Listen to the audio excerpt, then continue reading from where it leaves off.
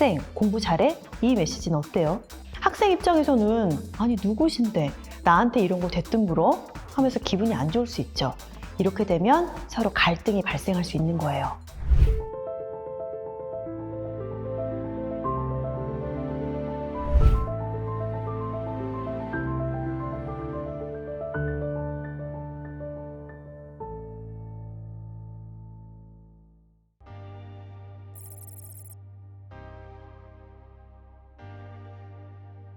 반갑습니다. 소소한 마음의 양식을 채우는 지식전시회 시대를 읽는 소양전 소통특별전의 도슨트 최성현입니다. 안녕하세요. 1편에서 소통에 대한 AR 도슨트 해설 들어봤잖아요. 어떠셨어요? 소통은 그저 말만 잘하면 되는 건 줄 알았는데 나 자신을 사랑해야 한다니 새로운 사실을 알게 된 것 같아서 재밌었습니다. 네, 소통에 대해서 핵심을 아주 잘 파악하셨네요. 이번에는 소통에 대한 또 다른 재밌는 이야기를 해볼 건데요. 먼저 질문 하나 드릴게요. 누군가와 소통했을 때 기분 나빴던 적이 있었나요? 아니면 반대로 나는 나쁜 의도 없이 말을 했는데 상대가 기분 상해했던 적이 있었나요? 네, 저는 나쁜 일도 없이 말했는데 상대방이 되게 기분 나빠했었던 적이 있어요. 그럴 때마다 되게 고민스럽더라고요. 소통하는 데 있어서 어떤 점을 생각하고 말하면 갈등 없이 소통을 할 수 있을까요? 제 질문의 의도를 잘 파악하셨습니다. 나의 의도와 관계없이 오해가 생겼을 때 정말 난감하잖아요. 이렇게 갈등 없이 소통하기 위해서는 우리가 상대에게 전달하는 소통 메시지의 구조를 알면 좀 더 명확하게 해결이 될 거예요. 모든 말과 행동 메시지는 크게 관계와 내용의 구조로 나눌 수 있는데요. 이 관계와 내용이 서로 잘 어울릴 때 갈등 없이 좋은 소통이 될 가능성이 높아요. 예를 들어볼까요? 학생 만나서 반가워요 라는 메시지가 있어요. 여기서 이 두 사람은 어떤 관계일까요? 이름이 아니라 학생이라고 부르고 있고 첫인사를 하는 걸로 봐서 처음 본 사이일 거고 말하는 사람이 더 나이 많은 어른으로 유추할 수 있어요. 내용은 만나서 반갑다는 인사이고 어른이지만 또 상대에게 존대를 하고 있죠. 관계와 내용이 어떤가요? 어울리나요? 관계는 첫 만남, 내용은 존중의 인사. 잘 어울리는 편 아닌가요? 좀 더 이해하기 쉽게 다른 예를 더 들어볼게요. 학생, 공부 잘해? 이 메시지는 어때요? 듣는 사람에 따라서 좀 불편할 수도 있을 것 같아요. 그렇죠. 역시 관계와 내용으로 구조를 나눠볼게요. 관계는 좀 전 메시지와 마찬가지로 이름도 모르는 별로 친하지 않은 어른과 학생의 관계예요. 내용은 공부를 잘하는지 질문하고 있죠. 낯선 어른이 갑자기 공부를 잘하냐고 묻는 것은 관계와 내용이 어울리지 않는 메시지입니다. 학생 입장에서는 아니 누구신데 나한테 이런 거 대뜸 물어? 하면서 기분이 안 좋을 수 있죠. 이렇게 되면 서로 갈등이 발생할 수 있는 거예요. 관계와 내용의 구조를 아는 것이 훨씬 중요하군요. 그러면 그림을 함께 볼까요? 정답은 없으니까 같이 생각해 봅시다. 촬영장에서 연출자가 카메라 감독에게 감독님 카메라 앵글을 이쪽에서 잡아주세요 라고 말했어요. 이 메시지에는 갈등 요소가 있을까요? 없는 것 같아요. 자, 먼저 이 메시지를 관계와 내용으로 구조를 나눠서 봐야겠죠? 일단 관계를 살펴보면 연출자와 카메라 감독이에요. 연출자가 지시하면 카메라 감독이 이 지시를 따른다는 관계가 이 메시지 안에 포함되어 있어요. 내용은 카메라를 이쪽으로 옮겨주세요입니다. 어때요? 이 메시지는 관계와 내용이 잘 어울리나요? 메시지는 문제가 없는 것 같은데요. 맞아요. 그렇게 생각할 수 있지만 상황에 따라서는 갈등이 발생할 수도 있어요. 카메라 감독은 이 메시지 관계 설정에 불편을 느낄 수 있거든요. 아니 카메라는 내 전문 영역인데 내 의견을 묻는 형태가 아니라 지시하는 형식으로 말했단 말이야. 기분이 좋지 않을 수도 있거든요. 사람들은 각자의 상황과 관계가 다 다르기 때문에 다양한 방식으로 생각할 수 있다는 걸 받아들여야 해요. 그러면 이때 연출자는 카메라 감독님한테 카메라 위치를 옮겨달라고 말하면 안 되는 건가요? 아니겠죠. 연출자로서 당연히 말할 수 있는 부분이에요. 그럼 이 상황에서 어떻게 말하면 소통의 갈등 가능성을 없앨 수 있을까요? 이렇게 말해보면 어떨까요?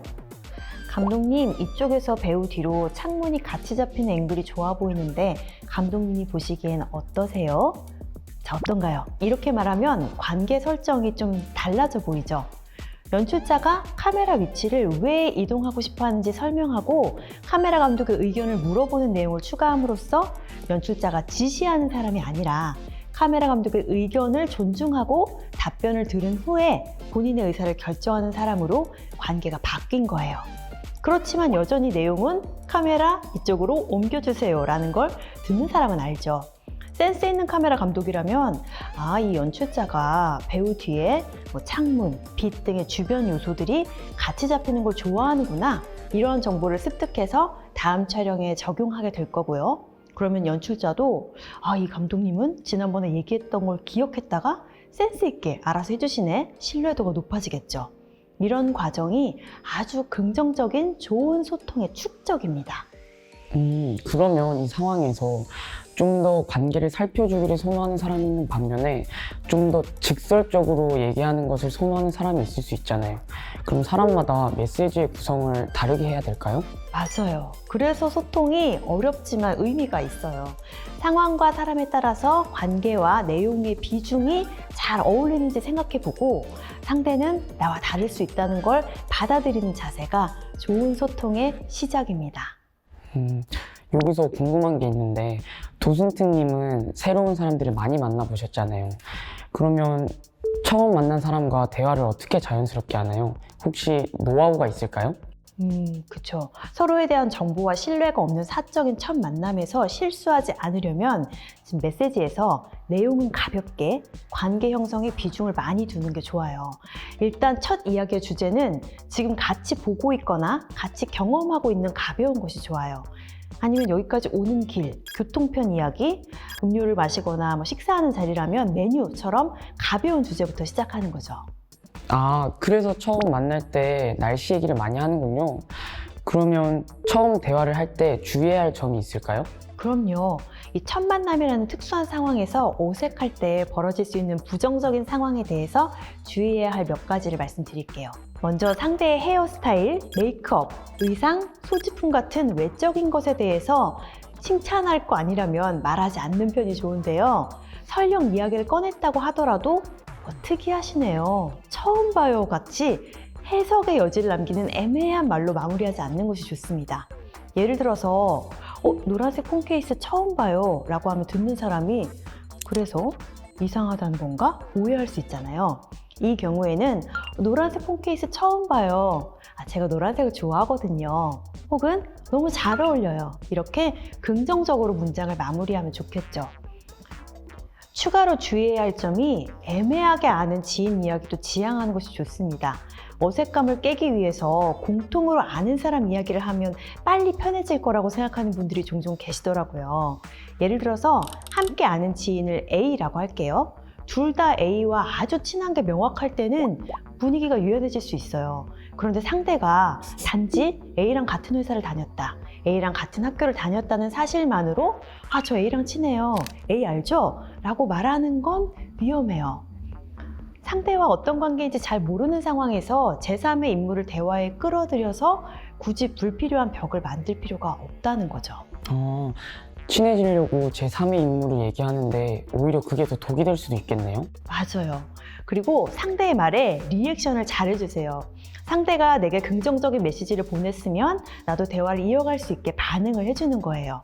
상대가 노란색 폰 케이스 이야기를 했다면 거기에 대해서 무겁지 않게 반응을 해주세요. 아까 처음 봤다고 했으니까 그럼 나는 어디서 샀는지 정보 공유를 할 수도 있고, 아니면 저도 노란색 좋아해요, 이렇게 공감의 영역으로 대화가 이어질 수도 있어요. 그런데 대화를 이어나가는 게 익숙치 않은 사람들이 있잖아요. 그럴 때는 어떻게 해야 될까요? 그런 때는 솔직하게 말하는 것도 방법이에요. 제가 낯가림이 있어요. 아니면 제가 소통 강의를 봤는데 첫 만남에 말이 잘 안 나오면 제가 이런 게 서툴다고 솔직하게 말하는 게 오히려 좋다고 그 선생님이 그러시더라고요. 이렇게요. 그러면 리액션도 없고 표정도 굳어 있는 게 내가 싫어서가 아니라 이분이 처음이라 좀 낯설고 어색해서 그렇구나, 그리고 이렇게 솔직한 면이 있네, 오히려 순수한 매력으로 느낄 수 있어요. 1대1 소통에서도 진솔한 리액션은 상대가 이 소통이 의미 있다고 느끼고 관계를 두텁게 만드는 데 좋은 영향을 줄 거예요. 학생처럼 말이에요. 벌써 마칠 시간입니다. 오늘 알려드린 소통에 대한 팁 기억하시죠? 사람과 상황에 맞게 관계와 내용을 잘 파악하셔서 편안한 이야기 나누시길 바라고요. 오늘 시간을 통해서 더욱 소통에 자신감을 느끼게 되시길 바라겠습니다.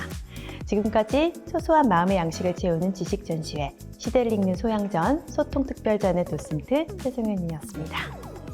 감사합니다.